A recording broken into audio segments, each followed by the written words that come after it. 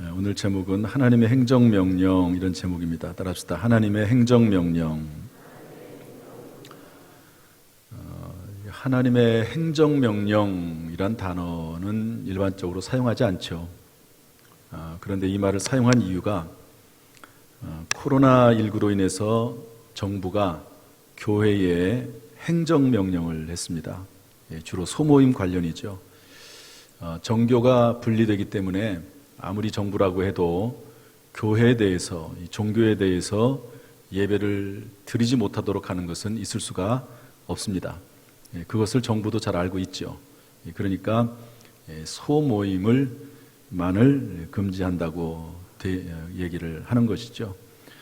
특별한 경우가 아니라 정부가 교회에 대해서 예배를 못 드리게 할 수는 없습니다. 그런데 이제 그런 행정명령을, 그런 지시를 하면서 행정명령이라고 하는 단어를 썼습니다. 제가 이것을 보면서 코로나19 시대에 교회를 향해서, 또 성도들을 향해서, 국민들을 향해서 정부가 행정명령을 내리지 않습니까? 그러면 이 코로나19 시대에 하나님께서 우리 교회에도 어떤 말씀을 하지 않으실까? 어떤 메시지가 있지 않으실까? 공중에 나는 새 한 마리도 그냥 떨어지는 법이 없습니다. 하나님 머리카락도 다 세신 분인데 코로나19도 하나님이 허락하셨기 때문에 존재하는 것이고, 또 하나님 그냥 놔두기 때문에 계속 진행이 되는 거라고 판단할 때 왜 하나님 그렇게 하실까? 분명한 이 세상 사람들에 대한 메시지도 있지만 교회나 성도들에 대한 메시지도 분명히 있을 것이다. 그런 생각을 해보게 됐습니다.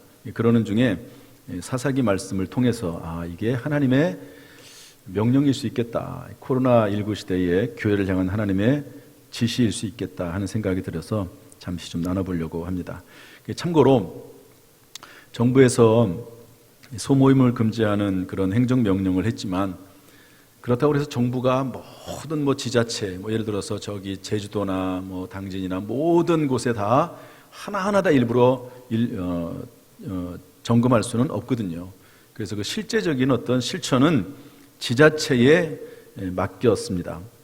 그래서 저희 당진 기독교연합회, 제가 기독교연합회 부회장으로 있는데 임원들하고 지난 주간에 시장님을 만났습니다. 그래가지고 정부에서는 그런 지침을 했는데 실질적으로 지자체에서, 당진시에서는 어떻게 할 건가 그렇게 물어봐서 상당히 많은 좋은 의견 접근이 있었습니다. 지금 현재 시장님이 장로님이시니까 아무래도 교회에 대해서 너무 강제성을 띠거나 그렇게 하지 않으려고 하시더라고요. 그리고 법적으로도 또 어떤 실제적으로도 해제 신청이라는 게 있습니다. 해제. 예를 들어 성가대를 연습을 하는데 마스크 쓰고 연습하고, 오늘도 보니까 이 찬양단이 다 마스크 쓰고 연습하잖아요. 리더를 빼고는 전부 마스크 쓰고 찬양하고, 이런 식으로 해서 정규 예배를 준비하는 차원에서 성가대 연습 2, 30분 하는 거, 그게 문제가 되겠느냐. 이게 이제 시장님의 생각입니다.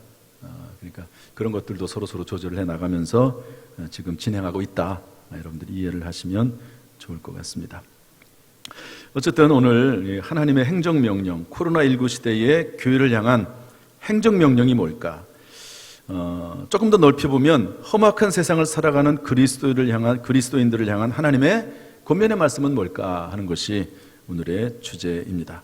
한마디로 말하면 이 코로나 시대에 우리에게 말씀하신 하나님의 명령, 한마디로 말하면 또 가장 중요한 첫 번째 말씀드리면 정결하라는 것이라고 봅니다. 한번 따라합시다. 정결하라. 다시 한번 정결하라. 본문의 이야기를 좀 쭉 해야 되겠는데요. 여러분, 이스라엘은 12지파가 있습니다. 이스라엘이 야곱이죠. 이스라엘이 12명의 아들을 낳죠. 그래서 12지파가 있습니다. 한 부모를 둔 한 형제들이죠.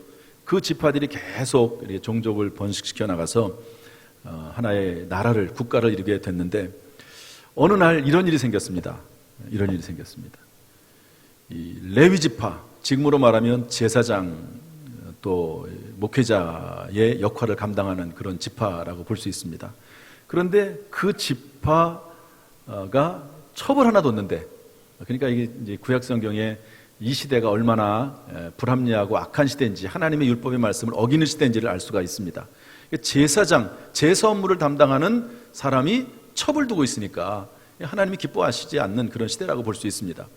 그런데 그 첩을 동네 사람들이, 이 베냐민 지파 사람들이, 그 베냐민 지파 동네에 가게 됐는데, 잠을 자고 있는 그 레위 사람에게 나오라고 해서 동성애를 요구합니다. 그거를 안 해주니까 할 수 없이 그 첩을 밖으로 내보내고, 그 첩을 동네 사람들이 밤새도록 강간하고 윤간하고, 그리고 아침에 놓아줬는데요, 아침에 보니까 그 여자가, 첩이 죽었습니다. 그래서 그 레위 지파 사람이 일단 시체를 수습하고 자기 집으로 돌아와서 그 시체를 12조각을 냅니다. 이것 자체도 사실은 참 있을 수 없는 일이지요. 그 12조각을 내가지고 전부 12지파에 보내죠. 그러니까 우리 민족에 어떻게 이런 일이 있을 수가 있느냐.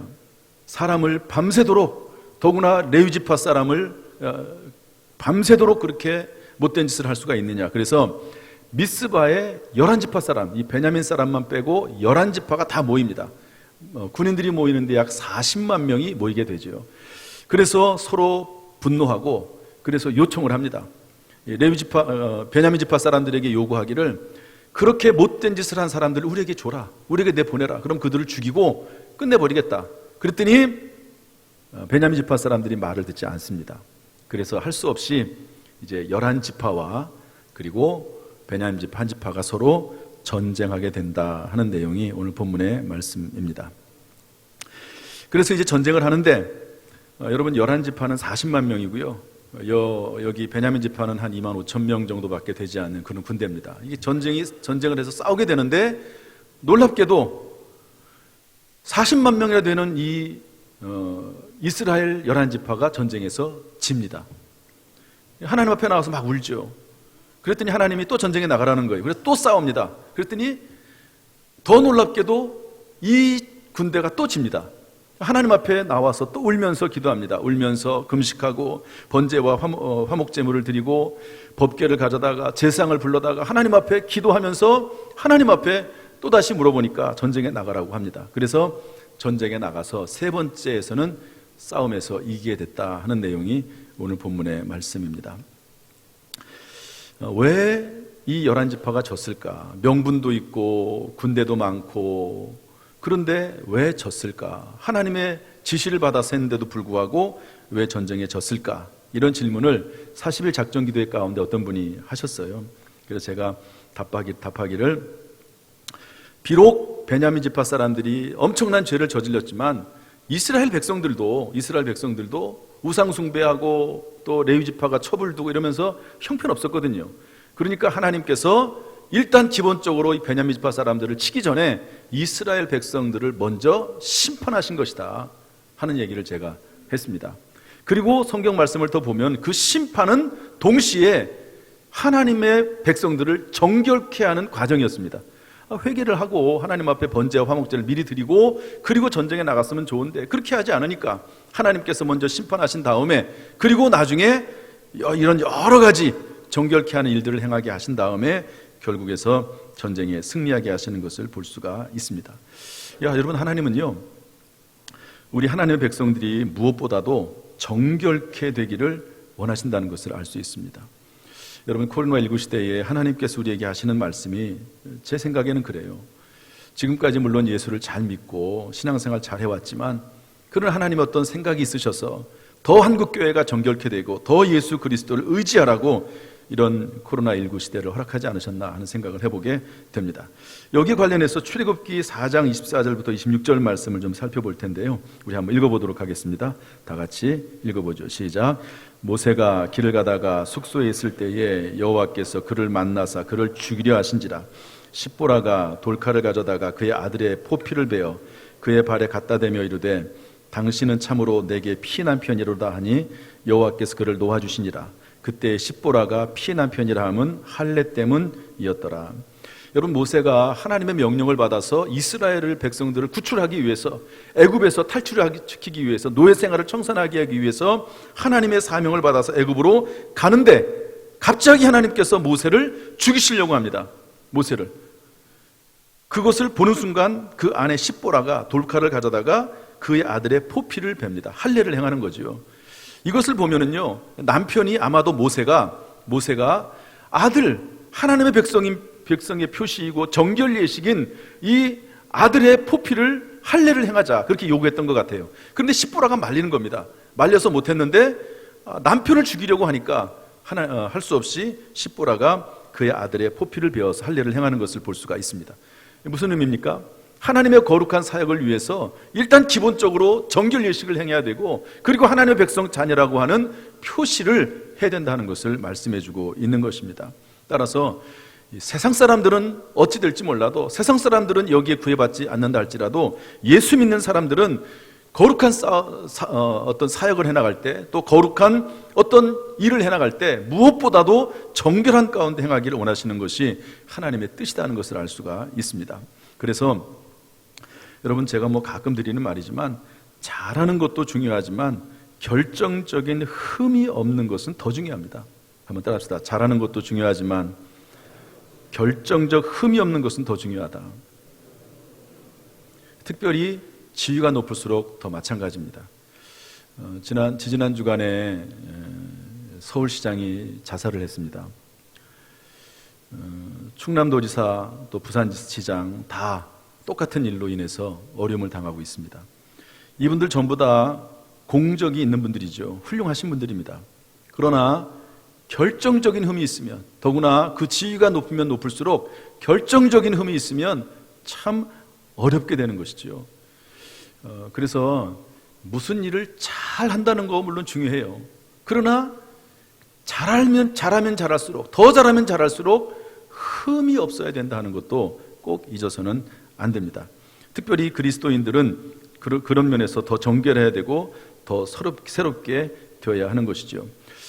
임석순 목사님이라는 분이 이런 말을 했는데요, 제 마음에 와닿더라고요. 코로나19는 교회가 새로워질 기회다. 코로나19 시대에 하나님께서 원하시는 게 있다는 거죠. 그것을 하나님께서 우리에게 원하시고, 그것을 통해서 교회가 더 하나님께 가까이 가고 새로워지게 된다 하는 것을 알 수가 있습니다. 우리는 그러면 어떻게 정결케 될까 하는 겁니다. 하나님이 코로나19 시대에 우리 하나님의 백성들에게 그렇게 원하시는 정결함, 그 정결함은 어떻게 유지가 될 수 있을까? 오늘 성경 말씀에 우리 말씀을 통해 살펴보도록 하겠습니다. 먼저 26절 한번 읽어보도록 하죠. 26절 시작.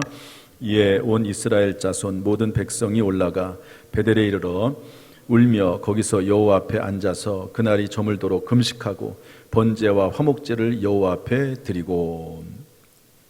첫 번째가 무슨 말이 나오냐면 울며 이렇게 나옵니다. 여러분, 운다는 말이 뭘까요? 마음이 슬프다는 얘기죠. 원통하다는 얘기고 걱정이 된다는 말이고, 왜 우리가 명분도 있는 싸움에서, 그리고 군대도 훨씬 많은데 졌습니까? 라는 것을 하나님 앞에 아뢰는 작업이라고 볼 수 있습니다. 단순히 지식적으로 아뢰는 게 아니라 감정적으로 아뢰고 의지적으로 하나님 앞에 나오는 작업이라고 볼 수가 있습니다. 따라서 여러분, 정결함의 첫 번째 단계는 뭐냐면 하나님 앞에 나와서 우는 것입니다. 눈물을 흘리는 것입니다. 여러분, 이 코로나19 시대에 하나님께서 우리 성도들에게 원하시는 게 뭘까요? 저는 하나님 앞에 나와서 우는 거라고 생각이 됩니다. 혹시 하나님 앞에 나와서 울지는 못하더라도 각자 처한 처소에서 애통함으로 하나님 앞에, 이 코로나19 시대를 허락하신 하나님 앞에 마치 이 세상의 죄가 내 죄인 것처럼 하나님 앞에 애통해하며 우는 것이, 그것이 하나님께서 원하시는 정결함의 첫 번째 과정이 아닌가, 그렇게 생각을 합니다. 느헤미야가 마치 이스라엘 백성들의 죄를 대신해서 자기와는 전혀 무관한 시대에 지은 범죄에 대해서 마치 자기의 죄인 것처럼 회개했듯이 하나님 앞에 울기를 원하시는 그런 것이 바로 코로나19 시대를 향한, 우리 교회를 향한 하나님의 말씀이 아닌가 생각이 됩니다.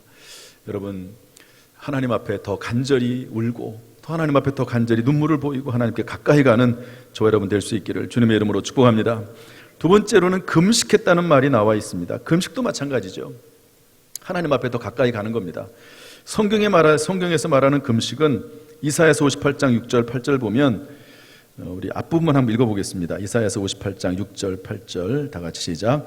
내가 기뻐하는 금식은 흉악의 결박을 풀어주며 멍에의 줄을 끌어주며 압제당하는 자를 자유하게 하며 모든 멍에를 꺾는 것이 아니겠느냐. 또 줄인 자에게 내 양식을 나눠주며. 거기까지 읽죠. 여러분, 금식은 물론 밥을 굶는 것이 금식입니다. 그런데 성경은 뭐라고 했냐면 하나님이 기뻐하시는 금식이 뭐냐. 흉악의 결박을 풀어주고 압제당하는 사람들을 자유하게 해주고 가난한 사람들에게 양식을 나눠주는 거, 이게 진짜 금식이다. 어떤 분들은 이걸 해석하기를 나의 기뻐하는 금식은 금식하면 흉악의 결박이 풀어진다, 멍에의 줄을 끌어준다, 이렇게 해석하는데 그렇지 않습니다. 하나님이 기뻐하시는 금식은 밥을 안 먹는 게 금식이 아니라 가난한 사람들에게 양식을 주고 그리고 포로된 사람들에게 자유를 주는 것이 바로 금식이다, 그렇게 말씀하고 있습니다. 이런 면에서 볼 때 예수님이 금식을 위해서 오셨다, 우리의 금식을 위해서 오셨다는 것을 알 수가 있습니다. 세례 요한이 제자들을 보내서 예수님에게 물어보지요. 뭐라고 물어봅니까? 오실 분이 당신이십니까? 당신이 그리스도이십니까? 메시아이십니까? 물어보니까 예수님 뭐라고 말씀하시죠?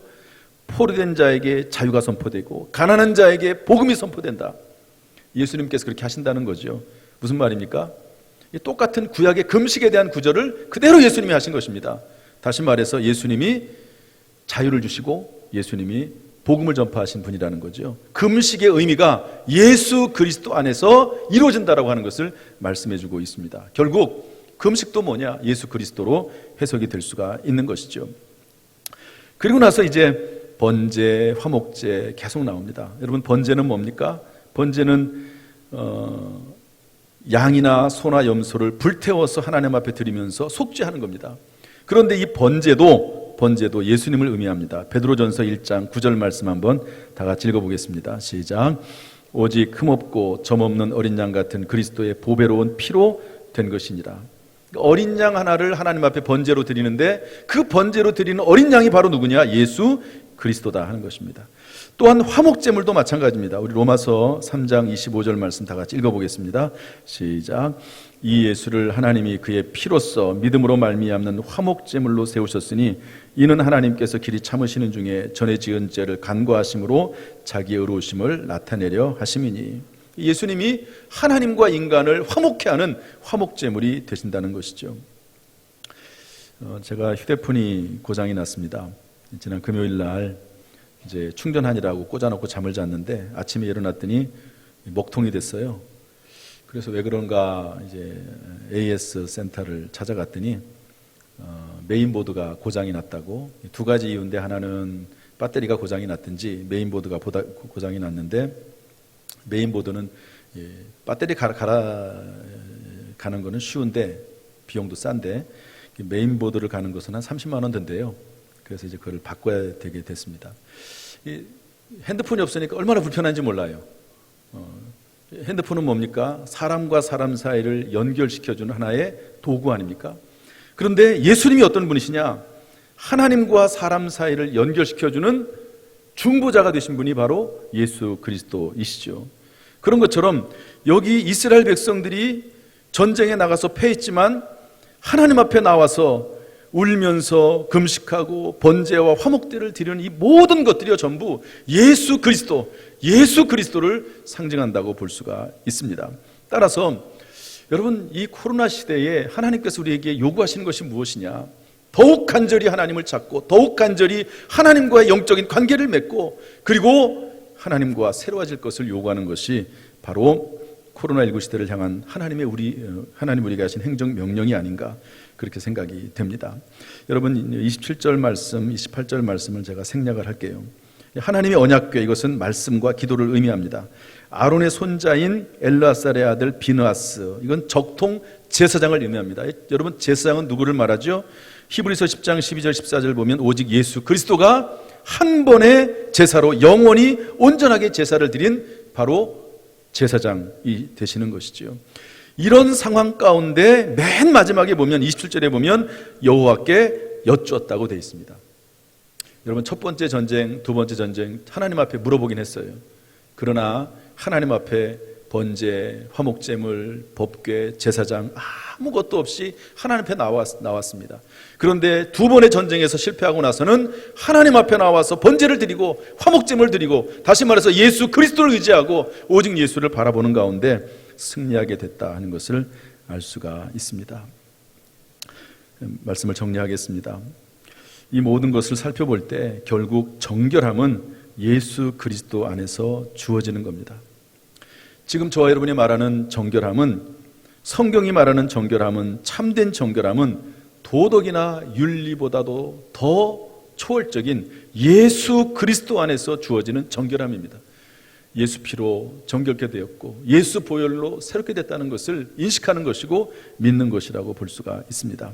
따라서 코로나19 시대에 하나님께서 교회에 원하시는 행정명령, 메시지, 그것은 무엇이냐? 오직 그리스도 예수의 보혈을 의지하라는 겁니다. 더욱더 의지하고 더 예수 중심이 되고 더 예수님을 바라보고 살아가는 것을 말씀하고 있습니다. 지난 주간에 박종현 장로님이 손가락 수술을 하셨어요. 일을 하시다가 손가락에 힘줄이 이렇게 끊어져 가지고 보니까, 수술하기 전에 보니까 손가락이 휘어져 있는데 펴지를 못하더라고요. 힘줄이 없으니까 펴지를 못하는 거죠. 우리는 그냥 이렇게 딱 올라오는데 놔둬도 구부러져 가지고 그냥 있는 거예요. 그래서 수술을 했습니다. 제가 신방을 갔습니다. 병원에는 못 들어가고요. 코로나 때문에 못 들어갑니다. 바깥에 장로님이 이제 다리는 괜찮으시니까 나오셔가지고 신방을 했는데, 수술한 그 모습을 제가 깜짝 놀랐습니다. 이제 이렇게 심줄을 연결시켜 놓고 이게 또 굽어지면 안 되니까, 아직 약한 상태니까 그것이 굽어지지 않도록 철심을 박았는데, 어디다 박았냐면 여기다 박았습니다. 여기다가 이렇게 철심을 박았어요. 제가 이걸 보는 순간, 야, 어떻게 이렇게. 그리고 가장 아픈 곳 중에 하나가 손톱 아니에요? 손톱에다가 또 철심을 박아놨어요. 이렇게 움직이지 못하도록. 제가 그걸 이제 보고 왔는데, 장로님이 이런 얘기를 하시더라고요.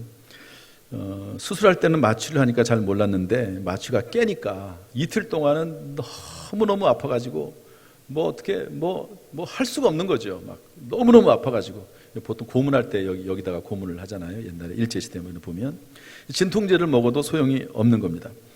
그러면서 하시는 말씀이, 예수님의 십자가에 대해서 함부로 말할 게 아니더라, 그런 말씀을 하시더라고요. 어떤 분들은 말하기를, 예수님 십자가 지시지만 다시 살아나실 텐데 걱정하느냐, 그럴 분도 있지만, 여러분 예수님도 똑같은 우리의 몸을 가지고 계신 분 아닙니까?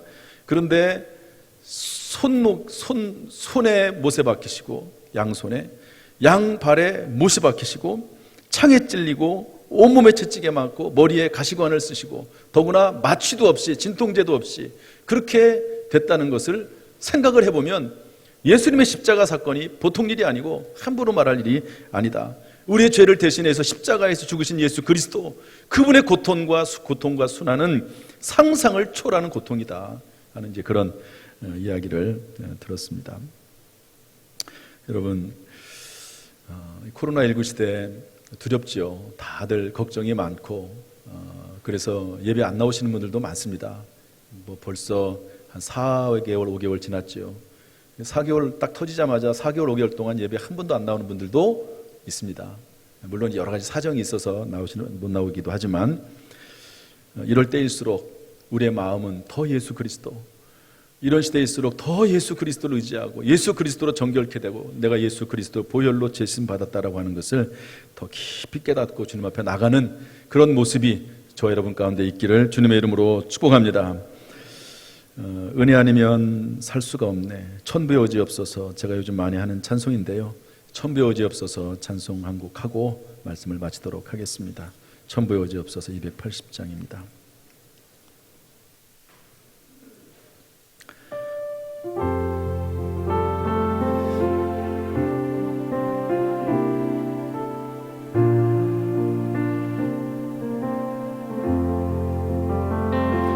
천부여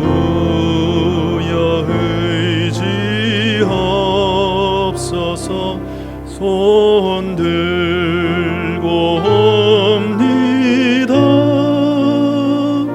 주 나를 외면하시면 나옵니다. 어디 가리까 내 죄를 씻기 위하여 피 흘려 주시니 곧 되게 하는 마음으로 주 앞에 옴니. 한 번만 더 하겠습니다. 가사를 생각. 전부여 의지 없어서 손 들고 옵니다. 주 나를